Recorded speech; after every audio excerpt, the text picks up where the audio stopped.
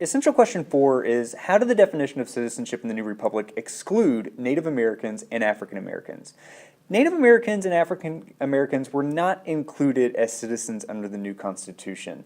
In terms of Native Americans, most white Americans agreed that westward expansion should continue despite the presence of large populations of Native Americans in the western territories.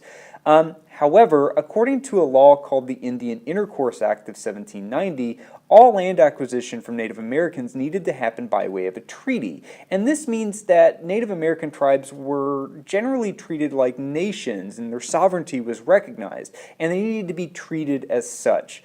However, in practice, treaties tended to be negotiated under duress or with only a small portion of the tribe represented, so in other words, unfairly.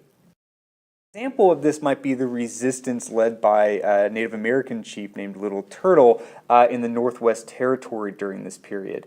After his resistance is defeated at the Battle of Fallen Timbers, he's forced to sign the Treaty of Greenville in 1795, and that ceded most of Ohio and Indiana to the United States, meaning those are very large territorial gains ceded to the United States.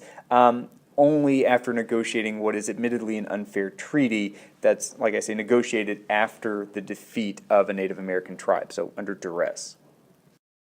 Now, there are some national leaders like Thomas Jefferson who called for different policies, and Jefferson's is important because it really becomes the standard for dealing with Native Americans for a period of time. But Jefferson's policy called for assimilation, that Native Americans should be absorbed into more mainstream white society, and he assumed that Native Americans could become quote-unquote civilized if they adopted white culture and white ways. So it's a very racist way of dealing with Native American cultures, but it is a bit different than the policy of simply removing them from their territory. As for African Americans, the Naturalization Act of 1790 restricted citizenship to, quote, free white persons, end quote, meaning that only non-bonded white people could be citizens. And this is based on the widespread assumption that African Americans were inferior to whites, and this assumption served as an obstacle to citizenship for free blacks, and it served as an obstacle to freedom for, obviously, slaves.